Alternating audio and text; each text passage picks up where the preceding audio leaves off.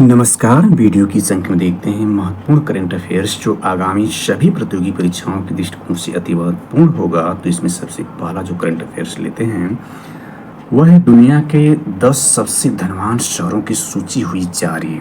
इसको देखते हैं, यानी धनवान शहरों की सूची कौन जारी करता है, ये भी इम्पोर्टेंट है। तो हेनली एंड पार्टनर्स, ध्यान देना है कि हेनली एंड पार्टनर्स जो है यह पासपोर्ट इंडेक्स भी जारी करता है। तो इसको देखते हैं, हेनली एंड पार्टनर्स द्वारा जारी की दुनिया के 10 सबसे धनवान शहरों की सूची में तकरीबन 3.5 लाख मिलेनियर के साथ न्यूयॉर्क जो अमेरिका का है शीर्ष स्थान पर है। अमेरिका का बे एरिया 3.05 लाख मिलेनियर यानी 3.05 लाख मिलीनियर इसमें दूसरे स्थान पर। इसके बाद टोक्यो जापान तीसरे स्थान पर, सिंगापुर चौथे स्थान पर और लंदन यूके यूनाइटेड किंगडम का जो लंदन है यानी ब्रिटेन का जो लंदन है वो चौथे स्थान पर। इसके बाद लॉस एंजलिस अमेरिका का 5वां स्थान, फिर पेरिस है, इसके बाद पेरिस व इल दे फ्रांस है, इसके बाद सिडनी ऑस्ट्रेलिया का, इसके बाद हांगकांग और बीजिंग जो चीन की राजधानी है। ये 10 सबसे यानी जो 10वें स्थान पर है वो चीन की राजधानी बीजिंग है। ये 10 सबसे महंगे शहरों की सूची में शामिल हैं हेनली एंड पार्टनर्स द्वारा जारी की रिपोर्ट के अनुसार। और इस रिपोर्ट में कितने अरबपति हैं इस शहर में, इसके आधार पर सबसे महंगे शहरों की सूची जारी की गई है। जिसमें देखें तो 3.5 लाख जो अरबपति हैं या मिलेनियर हैं, के साथ न्यूयॉर्क अमेरिका शीर्ष पर हैं। तो इस तरह से जारी की गई सूची को हम देख सकते हैं। यहाँ पर यह दिया गया है आंकड़ा, इसको देखते हैं। सिटी है, इसमें देखें तो ये सिटी एरिया है, कंट्री है, और कितने मिलेनियर हैं डॉलर में, मिलियन डॉलर में यहाँ पर दिखाया गया है। ये न्यूयॉर्क सिटी यूएसए अमेरिका का है। इसके बाद यहाँ पर द बे एरिया ये भी यूएस का है, फिर टोक्यो है, फिर सिंगापुर है, फिर लंदन है। इसके बाद देखें तो लॉस एंजलिस है, फिर पेरिस एंड एले डे फ्रांस है, ये फ्रांस के ही दोनों हैं। इसके बाद सिडनी ऑस्ट्रेलिया, हांगकांग है, बीजिंग है। ये बहुत ही महत्वपूर्ण है। विस्तार देखते हैं, दुनिया के सबसे महंगे शहर कौन कौन से हैं, तो इसको अभी हमने देखा। तो इसका दूसरे पार्ट में देखते हैं इसका। हेनली एंड पार्टनर्स के अनुसार मोनाको दुनिया का सबसे महंगा शहर है। हेनली एंड पार्टनर्स के अनुसार मोनाको दुनिया का सबसे महंगा शहर है, जहां अपार्टमेंट्स की कीमत देखें तो 35,500 अमेरिकी डॉलर प्रति वर्ग मीटर है। इसके बाद New York city, London, Hong Kong, Sharjah, कफेहा और सिडनी का स्थान, वहीं Paris, Los Angeles, Palm Beach, Miami Beach, Singapore, the Bay Area, Nice, Geneva, Cannes, Saint Tropez, Antibes, Portofino, Tokyo और लुगानो भी शीर्ष 20 में शामिल हैं। ये 10 सबसे धनवान शहरों की सूची, ये धनवान शहरों की सूची और सबसे महंगे शहरों की सूची में देखा। तो सबसे धनवान शहरों की सूची में नंबर 1 पर देखें तो वह अमेरिका का जो है न्यूयॉर्क है, और सबसे महंगे शहरों में देखें तो मोनाको था, जिसको भी हमने देखा। मोनाको जो है सबसे महंगा शहर है। सबसे धनवान पूछेगा तो पहले स्थान पर न्यूयॉर्क अमेरिका, और सबसे महंगे शहर में पूछेगा तो मोनाको होगा। देखें तो सबसे महंगा शहर आपका जो होगा मोनाको दुनिया का सबसे महंगा शहर है, और सबसे धनवान में हमने देखा कि यूएसए अमेरिका का न्यूयॉर्क शहर है, क्योंकि वहाँ 3.5 लाख जो है मिलेनियर रहते हैं अमेरिका के न्यूयॉर्क में। अब आगे करंट अफेयर कुछ देखते हैं। इसमें कुछ जो और महत्वपूर्ण करंट अफेयर्स हैं जो कि बहुत ही महत्वपूर्ण हैं आगामी एग्जाम के दृष्टिकोण से। तो इसमें देखते हैं सबसे पहला जो है हाल ही में खबरों में रहा सिंकू ला पास किस राज्य में स्थित है, तो हिमाचल प्रदेश यानी एचपी में स्थित है। इसकी व्याख्या भी हम देखते हैं। अंतर्राष्ट्रीय थैलेसीमिया दिवस प्रतिवर्ष कब मनाया जाता है, 8 मई को मनाया जाता है। इसके बाद देखते हैं हाल ही में स्कूल ऑन व्हील, इंपॉर्टेंट है, स्कूल ऑन व्हील पहल किस राज्य में शुरू किया गया, तो मणिपुर में। ये भी इंपॉर्टेंट है कि किस राज्य में शुरू किया गया स्कूल ऑन व्हील, तो मणिपुर में। पूर्वोत्तर भारत का जो राज्य 7 सिस्टर में शामिल मणिपुर है, वहाँ शुरू किया गया। इसके बाद देखें तो उज्जीवन स्मॉल फाइनेंस यानी उज्जीवन स्मॉल फाइनेंस बैंक के एमडी और सीईओ के रूप में किसे नियुक्त किया गया है, तो संजीव नौटियाल। इसके बाद देखें 5वां वैश्विक डिजिटल भुगतान प्लेटफॉर्म वीजा, जो वीजा है ये वैश्विक डिजिटल भुगतान प्लेटफॉर्म है, ने किसी भारत में नए कंट्री मैनेजर को नियुक्त किया है, तो सुजय रैना को किया है। और आखिर इसका देखते हैं भारतीय बल्कि छठा देखते हैं। तो भारतीय सेना और वायुसेना ने हाल ही में किस राज्य में संयुक्त अभ्यास का आयोजन किया? तो पंजाब में किया। पंजाब में जो है वह भारतीय सेना यानी आर्मी और एयरफोर्स ने मिलकर अभ्यास किया। कहाँ पर? पंजाब में। आखिरी 7वां देखते हैं।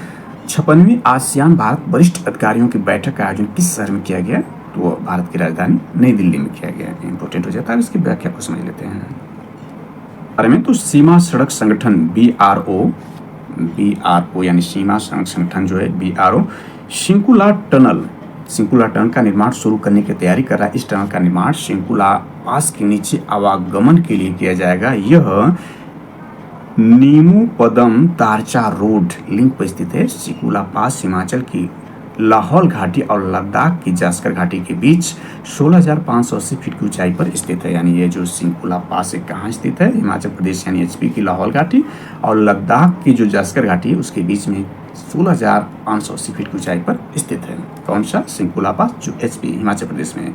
इसके बाद सुझाई रहने के बारे में देखते हैं। तो वैश्विक डिजिटल भुगतान प्लेटफॉर्म वीजा जो है पूछा जाता है, वीजा क्या है? तो वैश्विक डिजिटल भुगतान प्लेटफॉर्म है। ने मंगलवार को घोषणा की कि उसने सुजाई रैना को भारत के लिए नया कंट्री मैनेजर नियुक्त किया है। वहीं संदीप घोष भारत और दक्षिण एशिया के लिए ग्रुप कंट्री मैनेजर के रूप में अपनी भूमिका में बने रहेंगे। मणिपुर के बारे में देख लेते हैं।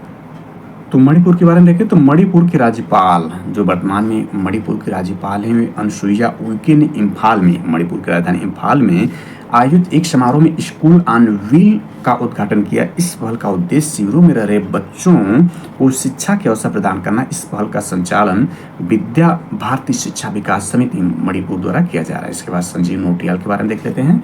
तो इसमें है RBI ने यानी रिजर्व बैंक ऑफ इंडिया ने उज्जीवन स्मॉल फाइनेंस बैंक के नए प्रबंध निदेशक MD और मुख्य कार्यकारी अधिकारी के रूप में संजीव नौटियाल की नियुक्ति को मंजूरी दी। ध्यान देना है कि इस नियुक्ति किसने की है? तो RBI यानी रिजर्व बैंक ऑफ इंडिया ने किया है। वो वर्तमान में भारतीय जीवन बीमा निगम यानी LIC के स्वतंत्र निदेशक हैं और विभिन्न संगठनों में सलाहकार के रूप में भी कार्य कर रहे हैं। इसके बाद 8 मई में देखते हैं विश्व थैलेसीमिया दिवस जो इस पर अंतर्राष्ट्रीय स्तर पर थैलेसीमिया रोग के बारे में जागरूकता फैलाने के उद्देश्य से अंतर्राष्ट्रीय थैलेसीमिया दिवस इंटरनेशनल थैलेसीमिया डे प्रतिवर्ष 8 मई को मनाया जाता है। विश्व थैलेसीमिया दिवस की स्थापना साल 1994 में थैलेसीमिया इंटरनेशनल फेडरेशन के अध्यक्ष और संस्थापक पैनोस एंगलेजोस द्वारा की गई थी। थैलेसीमिया एक आनुवंशिक विकार रोग है। थैलेसीमिया ध्यान देना है कि एक आनुवंशिक जेनेटिक रक्त विकार रोग यानी रक्त संबंधित रोग है। इसमें जो बदलाव के बारे में दिखाया गया है, प्रधानमंत्री के आर्थिक सलाहकार की रिपोर्ट में सामने आई जानकारी। इसमें प्रधानमंत्री की जो आर्थिक सलाहकार परिषद की रिपोर्ट उसने अपनी रिपोर्ट जारी की है तो उसमें बदलाव दिया गया है, दिखाया गया है। 65 वर्षों में भारत में 7.82% घटी हिंदू आबादी। इसमें देखते हैं तो यह है यानी 43.15% की बढ़ोतरी भारत में मुसलमानों की आबादी में हुई है इन 65 वर्षों में। ध्यान देना है 167 देशों में बहुसंख्यक आबादी में आय परिवर्तन का अध्ययन किया गया है। इसमें पाकिस्तान, बांग्लादेश, अफगानिस्तान में अल्पसंख्यकों की संख्या सिमटी। और इसमें देखते हैं तो भारत में ईसाई आबादी भी बढ़ी है। म्यांमार में कम हुई बहुसंख्यक बौद्ध आबादी। इसको थोड़ा जानकारी के रूप में देख लेते हैं। तो इसमें भारत में 1950 यानी हम जानते हैं कि अपना देश 15 अगस्त 1947 को आज़ाद हुआ। लगभग 200 वर्षों तक जो अंग्रेजी दास्तां में गुलामी की दास्तां में जकड़े होने के बाद हमारे जो क्रांतिकारियों के महत्वपूर्ण योगदान या अतुल्य योगदान के कारण जो है संघर्ष के कारण जो भारत को 200 वर्षों की अंग्रेजों गुलामी दास्तां के बाद जो है भारत अपना देश स्वतंत्र हुआ और 26 जनवरी 1950 को जो है भारत का अपना संविधान लागू हुआ और भारत पूर्ण गणतंत्र देश बना। तो इसमें देखते हैं भारत में 1950 यानी जब भारत का संविधान लागू हुआ तब से बात की जा रही है कि भारत में 1950 से 2015 के बीच हिंदुओं की आबादी 7.82% घटी है। यानी 65 वर्षों के दौरान 7.82% क्या कहिए घटी हुई है। इस दौरान मुसलमानों की आबादी में 43.15% बढ़ोतरी दर्ज की गई। हिंदुओं की आबादी घटने का सिलसिला पड़ोसी हिंदू बहुल देश नेपाल में भी देखने को मिला है। म्यांमार में बहुसंख्यक बौद्धों की आबादी में गिरावट आई। इसके विपरीत पाकिस्तान, बांग्लादेश और अफगानिस्तान में वहां की बहुसंख्यक आबादी मुसलमानों की संख्या बढ़ गई और अल्पसंख्यकों की संख्या सिमट गई। प्रधानमंत्री की आर्थिक सलाहकार परिषद ने अपनी ताजा रिपोर्ट में जानकारी दी है।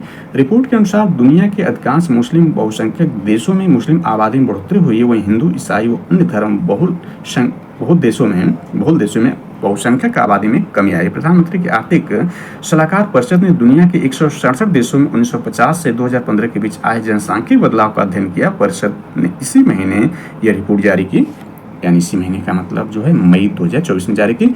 बहुसंख्यक उन्हें माना जाता है जिनकी आबादी 75% से अधिक है। रिपोर्ट के अनुसार इन देशों में 65 वर्षों में बहुसंख्यकों की आबादी में 22% की कमी आई है।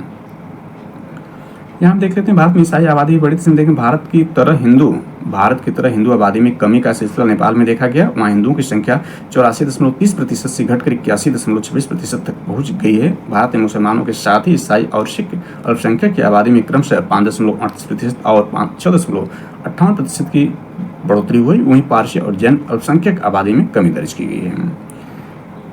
यहाँ देखते हैं तो म्यांमार में कम हुई बहुसंख्यक बौद्ध आबादी।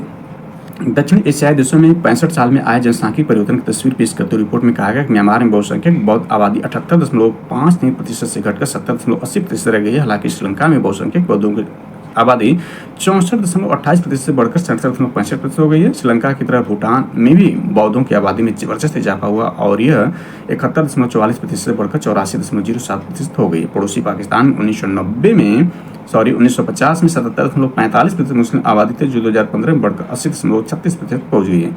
मुस्लिम आबादी में सबसे तेज बढ़ोतरी बांग्लादेश में देखने को मिली, जो 65 वर्षों में 74.24% से बढ़कर 88.02% तक पहुंच गई। अफगानिस्तान में मुस्लिम आबादी 88.75% से बढ़कर 89.01% पहुंच गई है।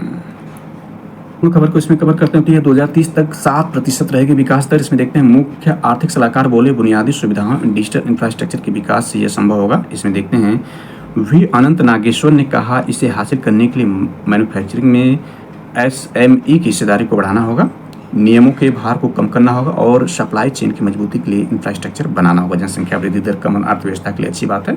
यहाँ पर दिखाया गया, इसमें देखते हैं यहाँ पर यह जो है वी अनंत नागेश्वर राव जो मुख्य आर्थिक सलाहकार हैं। भी पूछा जाता है कि कौन से भारत में मुख्य आर्थिक सलाहकार वर्तमान में, तो वी अनंत नागेश्वर राव हैं। इसमें देखते हैं मुख्य आर्थिक सलाहकार वी अनंत नागेश्वरन है, राव नहीं है।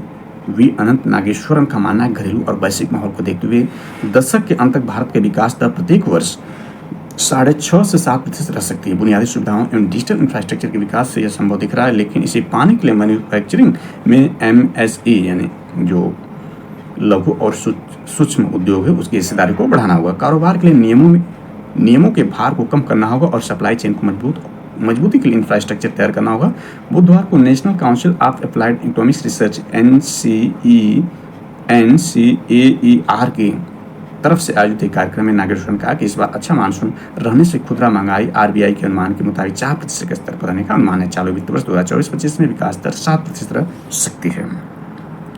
आगे देखते हैं तो RBI के नए नियमों से बैंक असहज स्थिति में है। इसमें देखें केनरा बैंक के CMD ने पूछा आखिर समायोजन की अधिकतम राशि क्या होनी चाहिए। केंद्रीय बैंक के नए नियम से PSC और REC पर ज़्यादा बोझ पड़ने की आशंका है। इसमें देखते हैं तो परियोजनाओं को कर देने की मौजूदा नीति में बदलाव करने से RBI के प्रस्ताव से देश का बैंकिंग सेक्टर काफ़ी असहज है। बैंकों ने इस बारे में RBI से और ज़्यादा स्पष्टीकरण की मांग की और ये इच्छा भी जताई है कि संबंधित प्रस्ताव को लागू करने से पहले उनके साथ विस्तार से विचार विमर्श किया जाए। बैंक जो NBFC सरकारी बैंक समेत हर तरह के वैसे वित्तीय संस्थान जो परियोजनाओं को कर्ज देते हैं कुल वितरित कर्ज का 5% अतिरिक्त राशि का समायोजन एक विशेष खाते में करना होगा। यानी RBI का जो नियम है इसके तहत यह है कि जो कुल वितरित कर्ज का 5% अतिरिक्त राशि का समायोजन एक विशेष खाते में करना होगा हर बैंक को। इससे उनकी कर्ज देने की लागत की बढ़ने की संभावना रही है। सरकारी क्षेत्र की वित्तीय कंपनियों जैसे PFC और REC पर बोझ पड़ने की आशंका है। साथ ही बैंकों के लिए कर्ज की लागत में वृद्धि होने की बात कही जा रही है। सौर ऊर्जा उत्पादन में भारत ने जापान को पछाड़ा। इस पर आधारित विस्तृत वीडियो अपलोड की जा चुकी है, वहाँ से आप देख सकते हैं। इसको देखें तो सौर ऊर्जा उत्पादन में जापान को पछाड़कर भारत तीसरे स्थान पर आ गया। वर्ष 2015 में भारत 9वें स्थान पर था। इंपॉर्टेंट हो जाता है कि वर्ष 2015 में भारत 9वें स्थान पर था। भारत में कुल बिजली उत्पादन में सौर ऊर्जा की हिस्सेदारी 5.8% है। ये भी इम्पोर्टेंट है, ये भी पूछ देता है। भारत ने 2023 में सौर ऊर्जा उत्पादन में चौथी सबसे बड़ी प्लस 18 टेराबाइट घंटे या TWH वृद्धि दर्ज की है, जबकि चीन में आंकड़ा 156 TWH रहा है। जैसा कि ध्यान दें तो सौर ऊर्जा उत्पादन में विश्व में पहले स्थान पर कौन सा है? चाइना है। दूसरे स्थान पर यूएसए अमेरिका, तीसरे स्थान पर जो है अपना देश भारत हो गया है और चौथे स्थान पर जापान है। और भारत के संदर्भ में देखें तो भारत में वर्तमान में 28 राज्य और 8 केंद्र शासित प्रदेशों में यानी कुल 36 राज्यों में 36 राज्य और यूटी में देखें तो राजस्थान जो है भारत में सबसे ज़्यादा सौर ऊर्जा उत्पादन करने वाला राज्य है। और भारत जो है सौर ऊर्जा उत्पादन में चौथे स्थान पर, सौर ऊर्जा उत्पादन चौथे से तीसरे स्थान पर आ गए हैं। और कुल नवीकरणीय ऊर्जा उत्पादन में देखें, यानी जिसमें नवीकरणीय ऊर्जा में देखें तो आपका जो आता है सौर ऊर्जा आता है, पवन ऊर्जा आता है। सौर और पवन दोनों हाइब्रिड ऊर्जाएं आती हैं नवीकरणीय ऊर्जा के अंतर्गत। तो इसमें भारत जो है चौथे स्थान पर है और पवन ऊर्जा उत्पादन में भी भारत चौथे स्थान पर बना हुआ है। अगले महत्वपूर्ण करंट अफेयर्स को देखते हैं तो इसमें रक्षा सहयोग और प्रगाढ़ करेंगे भारत का और यूएई में हम जानते हैं कुल मिलाकर जो 27 देश हैं। यूएई में यूनाइटेड जो यूरोपीय यूनियन है, यूरोपीय यूनियन जो इसमें 27 देश शामिल है वर्तमान में। तो इसमें देखें यह कहा जा रहा है कि यूरोपीय संघ के साथ भारत अपने रक्षा और सुरक्षा संबंधों को और ज्यादा प्रगाढ़ करेगा, खासतौर पर अंतरिक्ष क्षेत्र में सुरक्षा को लेकर दोनों पक्षों के बीच सहमति बनी है। सोमवार को भारत और यूएई के बीच रक्षा और सुरक्षा क्षेत्र में सहयोग बढ़ाने को लेकर एक बैठक हुई जिसमें कई मुद्दों पर सहमति बनी। इस बैठक में यूक्रेन पर रूस के हमले से उपजी स्थिति पर और खाड़ी के क्षेत्र में स्थिति पर बातचीत हुई। बताया गया कि यूक्रेन व रूस विवाद से अलग अलग मत रखने के बावजूद भारत और यूरोपीय संघ इस बात से सहमत है कि इस क्षेत्र में तुरंत शांति स्थापित करने के लिए कदम उठाए जाने चाहिए। यह जानकारी मिली कि जून 2024 में भारत में नई सरकार के आने के बाद यूरोपीय संघ के साथ द्विपक्षीय संबंधों पर और तेजी से काम होगा। समझता है कि जून 2024 में इटली, यानी इंपॉर्टेंट हो जाता है कि जून 2024 में इटली में समूह 7 यानी G7 देशों की बैठक है। ये इंपॉर्टेंट एग्जाम के दृष्टिकोण से। और भी इंपॉर्टेंट है कि जो है भारत में जो 18वीं लोकसभा के लिए आम चुनाव जारी हैं, यानी 16 मार्च को आदर्श आचार संहिता लागू होने के बाद जो है 7 चरणों में चुनाव कराया जा रहा है। उसका जो देखें तो 19 अप्रैल को पहला चरण शुरू हो चुका है और इसका आखिरी जो चरण 1 जून 2024 होगा और 4 जून को मतगणना कराई जाएगी। तो जून में जो भारत में नई सरकार का गठन होगा तो इसके बाद यूरोपीय संघ और भारत के बीच जो संबंध उसमें होते जाने का अनुमान लगाया जा रहा है। तो इसमें देखें तो ये भी इंपॉर्टेंट है कि जून 2024 में ही इटली में समूह 7 जो पहले G8 हुआ करता था लेकिन रूस को उसमें निष्कासित होने के बाद G7 बचा है, कुछ सालों से G7 ही है। तो इसमें जो है इटली में इसकी समूह की बैठक आयोजित की जाए। इस संदर्भ में इटली की PM जो है जॉर्जिया मेलोनी, जो कि एक महिला प्रधानमंत्री हैं, ने प्रधानमंत्री नरेंद्र मोदी से टेलीफोन पर बात की और उन्हें G7 बैठक में हिस्सा लेने के लिए आमंत्रित भी किया था। यू के मुताबिक उनके अधिकारियों ने भारत को अपनी हिंद प्रशांत महासागर को लेकर नई रणनीति के बारे में भी जानकारी दी। तो सेहत की बात में देखते हैं तो भारतीय चिकित्सा अनुसंधान परिषद ने खान पान से संबंधित 17 दिशा निर्देश जारी किए। इसमें बताया गया है कि गलत खान पान की वजह से होती हैं 56% बीमारियां और इसने ये भी कहा है कि प्रोटीन सप्लीमेंट लेने से बचें। NIA ने कहा कि बड़ी मात्रा में प्रोटीन पाउडर का लंबे समय तक सेवन अस्थि खनिज की हानि और गुर्दे की क्षति जैसे संभावित खतरों से जुड़ा है। शर्करा का सेवन कुल ऊर्जा सेवन का 5% कम होना चाहिए तथा संतुलित आहार में अनाज तथा मोटे अनाज में 45% तथा दालों, फलियों तथा मांस में 15% से अधिक कैलोरी नहीं मिलनी चाहिए। शेष कैलोरी मेवा, सब्जियों, फलों और दूध से लेनी चाहिए। कुल वसा का सेवन 30% ऊर्जा से कम या उसके बराबर होना चाहिए। दालों और मांस की सीमित उपलब्धता तथा उच्च लागत के कारण भारतीय आबादी का एक महत्वपूर्ण हिस्सा अनाज पर बहुत अधिक निर्भर है। इसमें ये बताया गया है, इसको समझने का प्रयास करते हैं तो स्वस्थ जीवन शैली अपनाकर समय से पहले होने वाली मौतों का एक बड़ा हिस्सा रोका जा सकता है। ICMR ने दिए मोटापा, मधुमेह जैसे रोगों को रोकने के लिए सुझाव। तो इसमें देख लेते हैं भारतीय चिकित्सा अनुसंधान परिषद यानी ICMR ने भारतीयों के लिए संशोधित आहार दिशा निर्देश जारी करते हुए शारीरिक गठन के लिए इस्तेमाल किए जाने वाला प्रोटीन सप्लीमेंट से बचने का अनुरोध किया है। साथ ही नमक का सेवन सीमित करने, शर्करा तथा अति प्रसंस्कृत खाद्य पदार्थों के इस्तेमाल में कमी लाने और खाद्य लेवल पर लिखी जानकारी पढ़ने को कहा है। IMCR का कहना है कि एक अनुमान के अनुसार देश में 56.4% बीमारियां गलत खान पान की वजह से होती हैं। शीर्ष स्वास्थ्य अनुसंधान निकाय के अंतर्गत कार्य करने वाले हैदराबाद स्थित, यानी ध्यान देना है कि इसका जो मुख्यालय हैदराबाद में स्थित राष्ट्रीय पोषण संस्थान, यानी हैदराबाद में क्या है, राष्ट्रीय पोषण संस्थान स्थित है, NIA यानी NIAID है, ने भारतीयों के लिए जरूरी पोषक तत्वों की आवश्यकताओं को पूरा करने और गैर संचारी रोगों नॉन कम्युनिकेबल डिजीज NCD को रोकने के लिए से संबंधित संशोधित दिशा निर्देश जारी किए हैं। संबंधित दिशा निर्देशों का मसौदा ICMR NIN की निदेशक डॉक्टर हेमलता R के नेतृत्व में विशेषज्ञों की एक समिति द्वारा तैयार किया गया और ये कई वैज्ञानिक समीक्षाओं से गुजरा। इसमें 17 दिशा निर्देश दिए गए हैं। इसमें लेकिन स्वस्थ आहार से हृदय रोग का खतरा कम होता है। इसमें आवश्यक पोषक तत्वों का कम सेवन उपापचय मेटाबॉलिक प्रक्रिया को बाधित कर सकता है और कम उम्र में ही इंसुलिन प्रतिरोध तथा संबंधित विकारों का खतरा बढ़ा सकता है। इसमें कहा गया है कि स्वस्थ आहार और शारीरिक गतिविधियों से